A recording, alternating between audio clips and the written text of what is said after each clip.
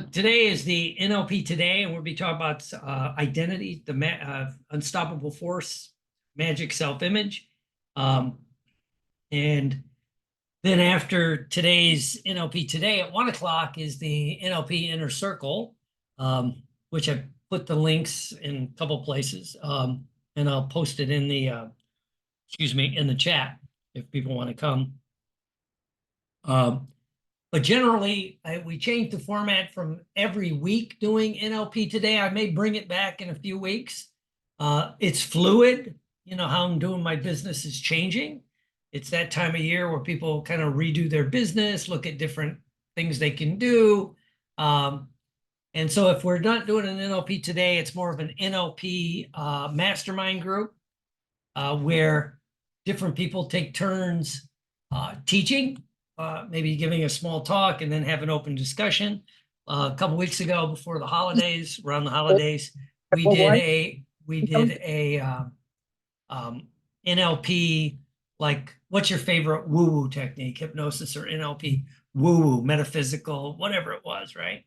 And so that was fun. So I think that's, you know, it's in transition. So if people have ideas, I'll send out an email about that, about how we'd like to do it. But I'm probably going to, even if we open it up for different things and still call it NLP Today, we'll have some fun with it, right? And even if it'll change. So that's kind of the idea. So like next week, it'll be an NLP mastermind group. And I know it'll be that because I have to have something done at the Veterans Administration, and those things can't plan your day if you got to show up to the VA. Great thing about government healthcare. But I'm grateful for them. They treat me well, to be honest with you. So, you know, and always be grateful. So anyway, today, what I was going to talk about real quick, and again, the general format is I'll talk a little bit, teach, give an overview, and then at the end of that, I usually stop the recording so people can share or ask questions, and not, especially if you want something not recorded. So anyway, so let's get started. And yes, I do have notes, but I will make notes up and probably post them somewhere.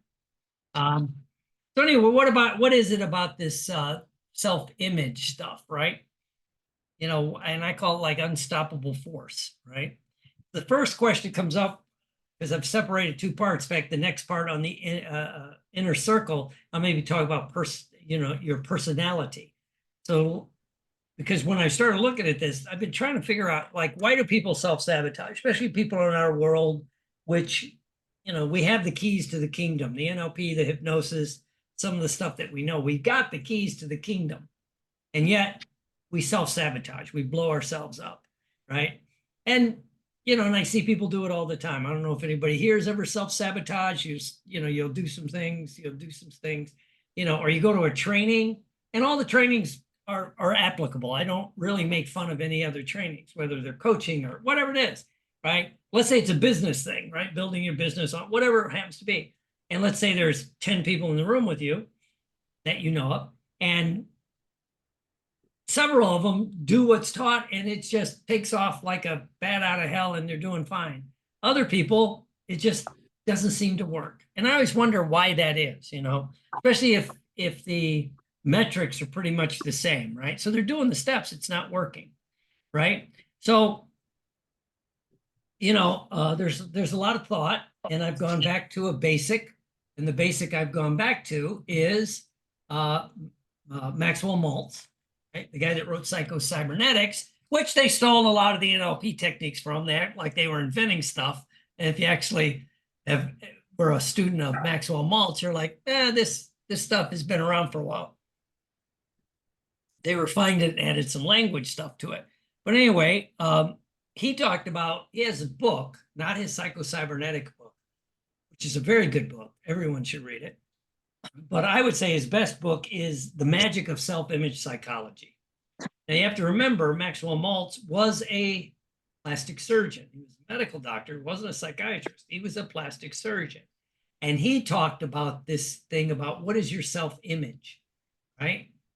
And because he would, people come in and he'd look at him and say, there's not much I can, this was in the 50s, early 60s. And, he would say, there's not much you're fine, it's symmetrical, right? And so, but they would want some kind of surgery, plastic surgery, nose, cheeks, whatever it was. And so he would do it. And he goes, some of them, they weren't ever happy. And just think right now, if we can compare it to plastic surgery, how many are those horrible pictures you see of people that have become addicted to plastic surgery, right? Not just women. Look at, and he's a great actor. I feel bad. Mickey Rourke, right? Like, dude, I mean, you probably should have stopped somewhere along. I mean, I'm not judgmental as I'm judging. So I'm judging non-judgmentally. There's an NLP phrase, right? Right, Miss Hamilton? Yes, we don't judge as we're judging. But anyway, it's like, so there's something going on. And it's, and from the outside, and then that plastic surgeon had a TV show, Nip and Tuck or something. And he would say that, these people come in and they're symmetrically almost perfect. They just need a little tweak. And then you see them, 7 years later, they got whatever. It's a train wreck, right? So anyway, Maxwell Maltz, and he actually admitted he would do things like people come in and he'd say, okay, we'll do it. And then he would put them under anesthetic, not really do the surgery, right, from what I understand. And because unethical now, he'd probably get sued.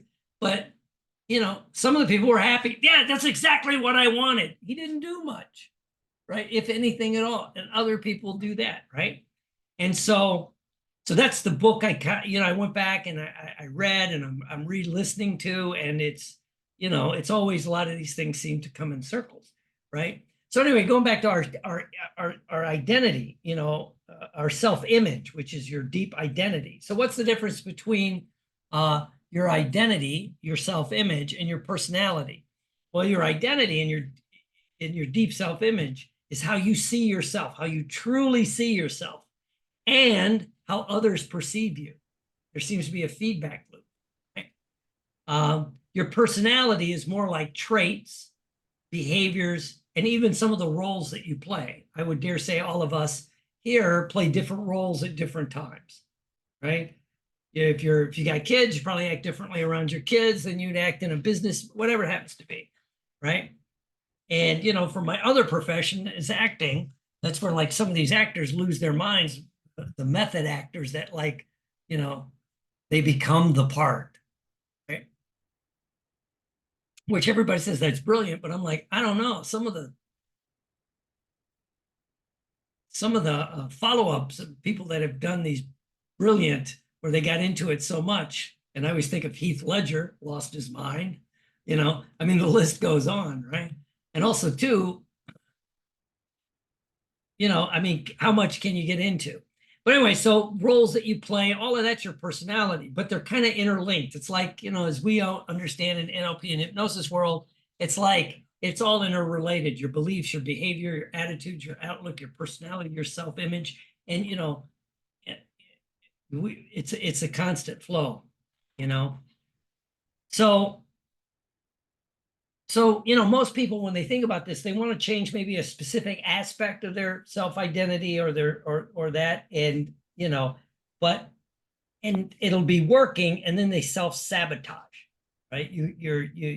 I mean, how many times do we see it, especially if you've been in this business a long time. I'm always amused, which sounds better than, somewhat disgusted, when I'm at a hypnosis conference and we start talking and somebody goes, yeah, like their weight loss program. I've never failed with a client. What?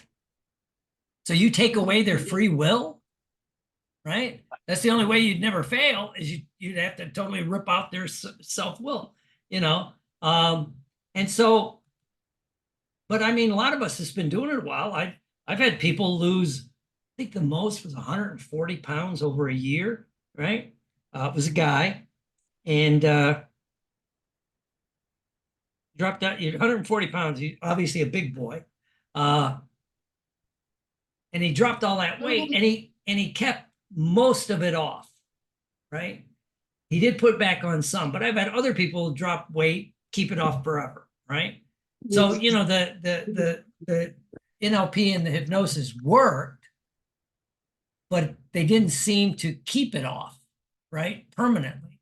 You know, and to me, I just always wonder why, right? And I really would relate this to when I was doing stop smoking seminars on the road, you know, back 90s, where you go to, some of us are old enough to remember, we call them the Holiday Inn route, right? You'd go to the, you'd see them advertise, you know, stop smoking, whatever, from $40 to whatever. It usually topped out at like 79. And in fact, several people I know literally made millions of dollars. One is my friend Bob Otto, who runs IACT and IMDHA, you know, and a few other people. But I mean, these people come in, they drop the $40, let's say, just picking a round number, and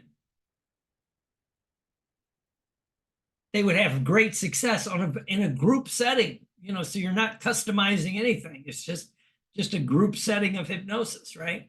And then other people, it just wouldn't work.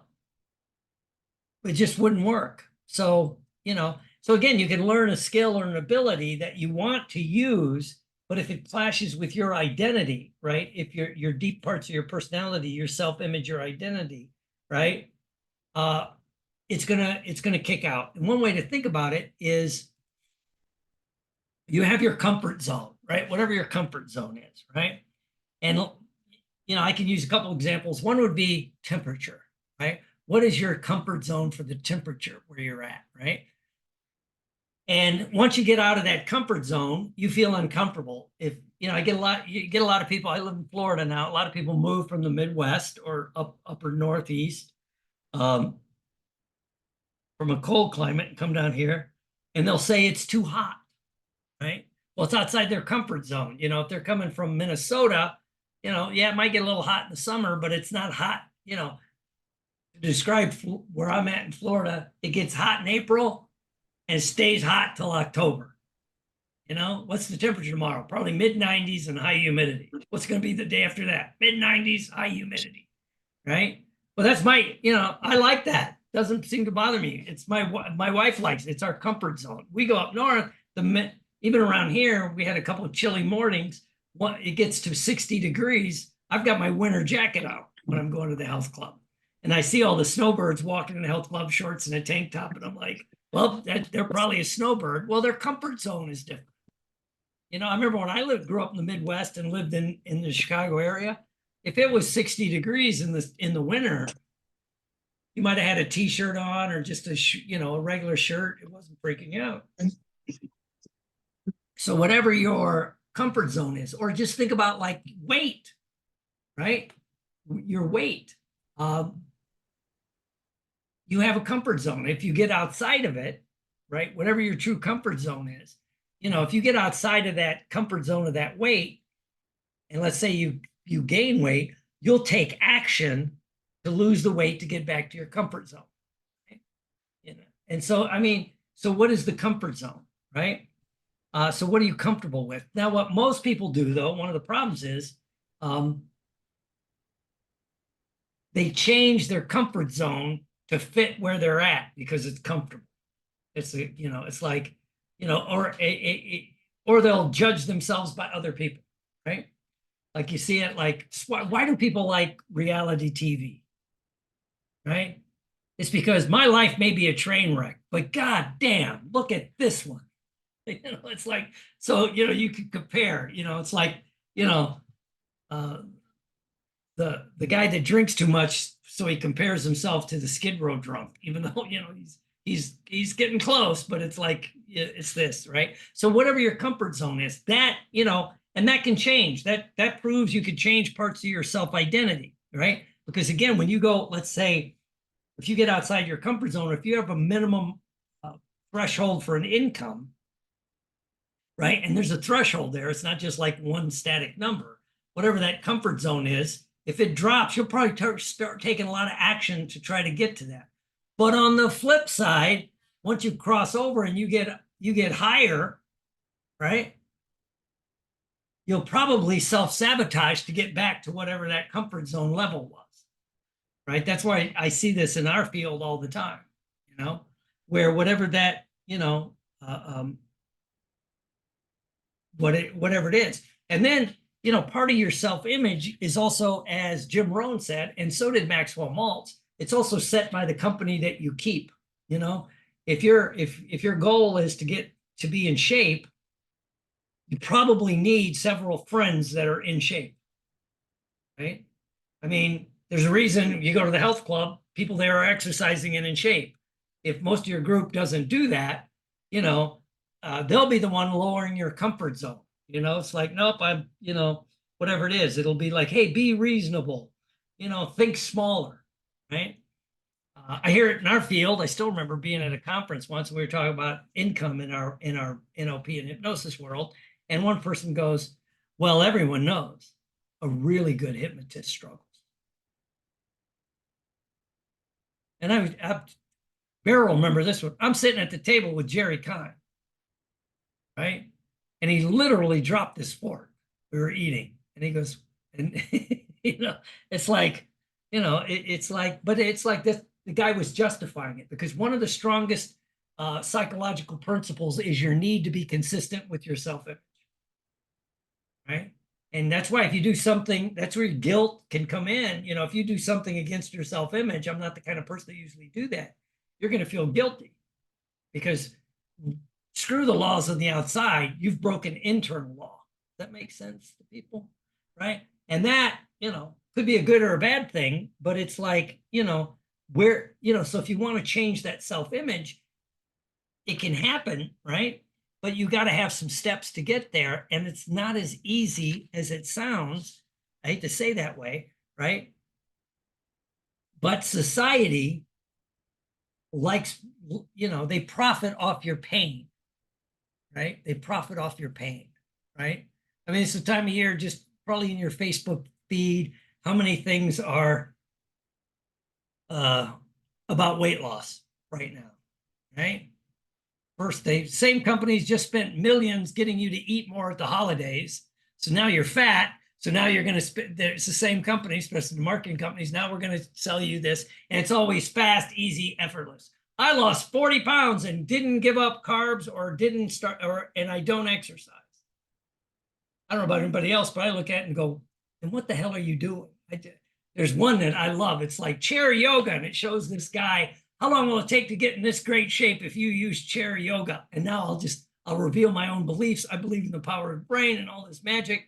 But first of all, I'm looking at the guy's picture and I'm going, that's a weightlifter's physique. That's not a guy that does a lot of yoga, right? I mean, Beryl and I and Reed and a few people that have been to some of the conferences, I always think of Charles Crenshaw. You could tell he's a yoga guy.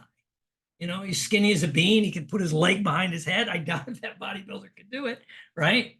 But it's a good looking body. But I'm sitting there, and that's, they're selling you on the idea of fast and easy, right? And I'm not even saying it might not work if you started to do it, but once you start dropping that weight, if it drops out of your comfort zone, you're going to self-sabotage, Is it okay? I still remember my favorite weight loss client and I had an ad for a while. She goes, I'm trying to think of the headline I ran in the paper. Oh, I moved to Florida and didn't want to be the fat grandma,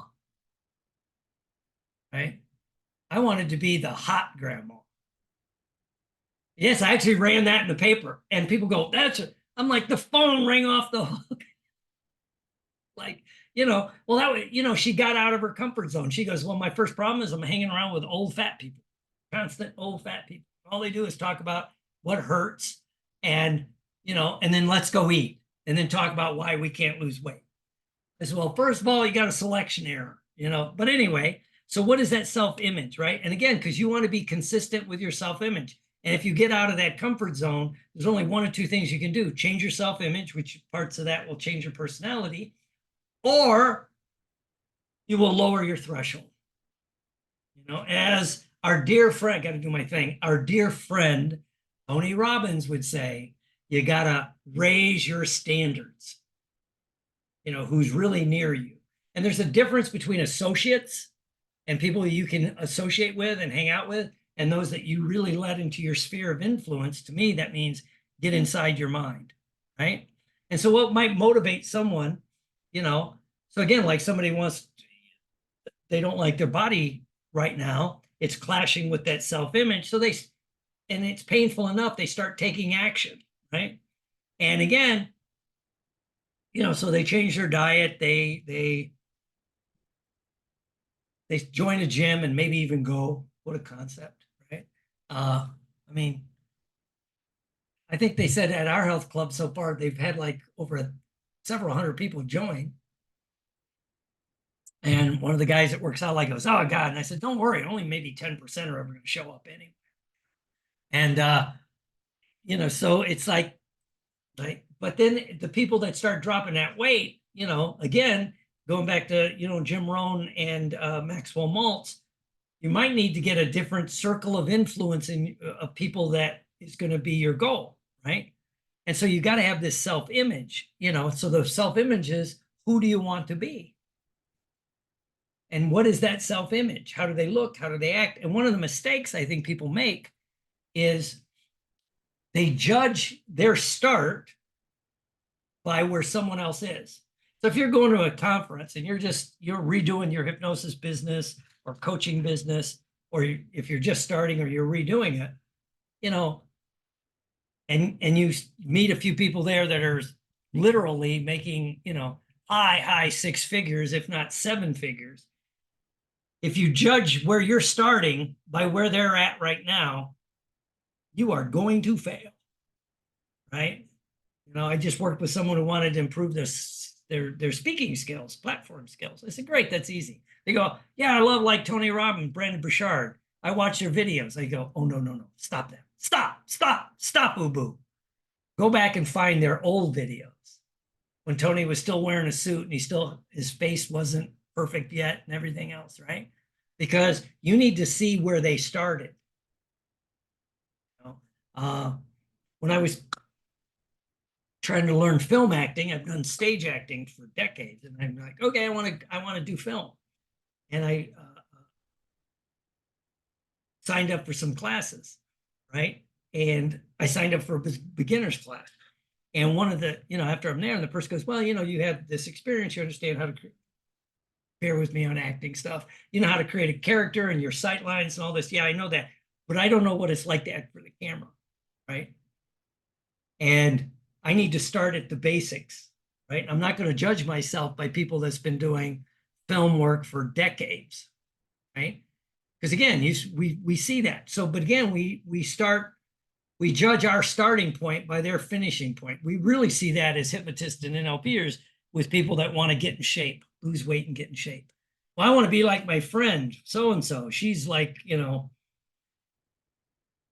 125 pounds and ripped. Well, okay, that's great. We could get there, but you know, if you're a buck 70 and not, you know, and you don't exercise, it's going to take a while, right? So the best thing you do is figure out where somebody starts. And again, you know, and realize that you're going to have to adjust this self-image as you go along. You know, a typical story would be, I was at a conference, and I won't say which one, it was Las Vegas. And, you know, I was in, you know, I worked out. They had a great little gym in where the conference was. And very few of the hypnotists ever went to the gym. Right? Well, I was going to be there for like a week. This also happens up in Massachusetts. It really happens there because there I'm usually 10 days. And there's a health club across the street. And, you know, I wouldn't see too many people there, right? And yet, going back to this self-image and comfort zone, I'd see all these people complaining while they're at the conference, you know, about how hard it is to stay in shape when you're at a conference. as they're standing there with a plate with 3 donuts, right?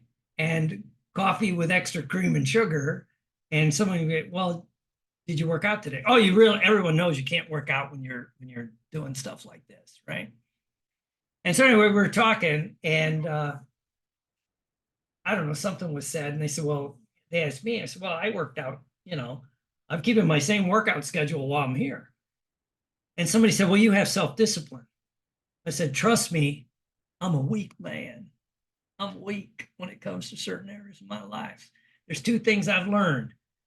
One is don't tempt yourself. As Bill Clinton would say, don't lead me to temptation. I know right where it's at. I need to avoid it.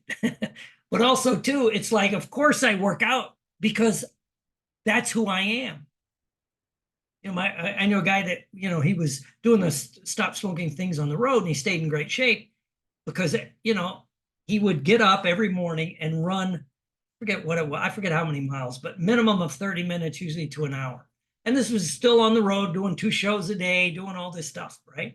And people say it's because you have self-discipline. But he put it the best when he said, no, I'm a runner, so I run.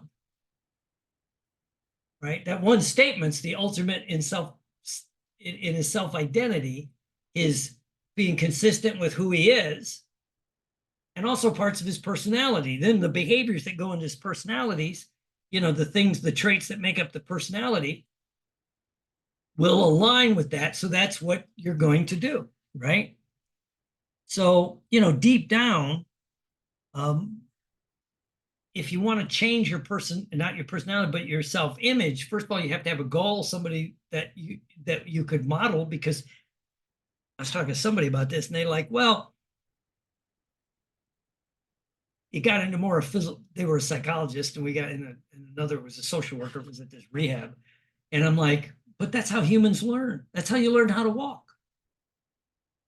You saw your parents walk, or your siblings, or other people, and you'd stumble and fall. And thank God nobody yelled at you. What are you, an idiot? What do you mean you can't walk? You're 11 months old. Your cousin was running at 9 months old, right? Whatever it is, I don't know. I have my own scars, so I expose them. So anyway, so you got to not just. And it's that long-term consistent things that make parts of your personality that will make your self-identity. Now, we've also had the magic moments where your identity shifts.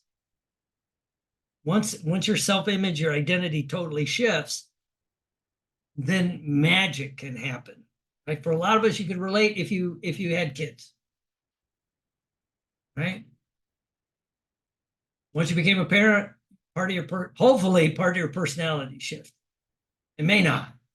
I work out. I still do consulting with alcohol and drug. That's one of the issues you get there. But again, it's this, it's that need to be. And if you're going to become a parent, you start acting like a parent. And again, that personality, that pre-programmed personality, self-identity will start kicking in. Again, based on your family, based on society, based on that. And so, if you want to make these changes, I guess the questions you'd ask yourself is, who do I have to be to live that way? Whatever it happens to be, to look that way, to be that person.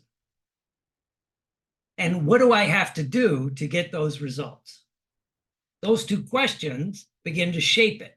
Now, if I want to do what they're doing, well, if I want to look that way, if I want to be that person, let's say with a high 6-figure practice, well, what do I have to do to get those results? I'd have to redo my marketing. I'd have to change how I approach things. I'd have to do things differently, yada, yada, yada, right? And, what can drive you? And lately, I've been using this thing it's a driver for me, which is true hell is meeting the person you could have been that didn't take the behaviors to get there, right? And if that gets in your head with, well, what do I have to do to get there? If I want to get in great, I've almost got my abs back. I will brag. They're right this close. right? And that runs in my head. It's like, much as I want that carrot cake late at night, it might not be a good, you know, and it's that, as you guys know, I teach this, which is the power, you can use the power of regret. I don't want to regret not doing the things I need to do. And so, deep down, you want to make these changes, right? And make it part of of who you are, right? And again, still doing, excuse me, consulting work again in rehabs, alcohol and drug rehabs. That is something that's one of the things I wish more people talked about in rehab is you're changing your identity, right? The partier, the whatever it happens to be, and into a person that lives in recovery, and part of that is, and I will just say, rarely have I ever seen a person who was a full-fledged alcoholic or drug addict recover long term and not at least at some level have an association with a recovery group of some type, right? So anyway, because we want to be consistent with ourselves and the people around us, I'll close with, I've had friends that were, and I wish Billy would have shown up for this one, that were operators like in the Navy, Navy SEALs, and there's levels in that for people that don't know. But they'll all, the ones I knew, and even the elite, the Rangers that made it to the Berets, they'll all say it was impossible for them, almost impossible, to go back to the regular Navy, right? Or go back to the regular Army because their standards were different, right? I use the example of someone I know. They joined the Marines, which is a very active military branch in the United States anyway. And they looked like a Marine. They were like 24. They were ripped. They were in shape because every day they exercise. It's part of the Marine. They run everywhere. They do PT's part of their life, right? Not every branch of the military does that, And he looked at, and the uniforms are squared away. You can usually see a Marine. Their uniforms, the gig lines lined up, their uniforms pressed, their boots are shiny, yada, yada, yada. Well, he gets out of the Corps, right? And you see him 2 years later, and your first response is, what the hell happened to you? Well, he's not around the Marines anymore, right? And so even though he exercised almost every day for, I think he was on active duty 4 or 5 years, whatever that is, 1,000, 1,500 times over that period of time, it didn't internalize as part of his self-image, right? And then we were talking, and he goes, yeah, but what really upsets me, then when I see when I see what I look like, I just don't like that. I don't look like, and he goes, I want to look like I used to look. And so my only advice was, no. Get a picture, and I can't think of his name. I just saw his picture. The guy just had a massive heart attack and had some rehab done work. He's a 4-star Marine Corps general. He's in his 60s. I said, get a picture of guys like that, or Marine Corps colonels, older guys that are still in shape. Because they're still Marines. They still have to hit their physical fitness markers and all that stuff. That's the image you need to get, because he worked in a factory where, dare I say, being in shape was not the norm. And I go, you like being a Marine because you wanted to be different, so you could razz the Army guys and the Navy guys and the Air Force guys. Yes, well, why don't you get in shape?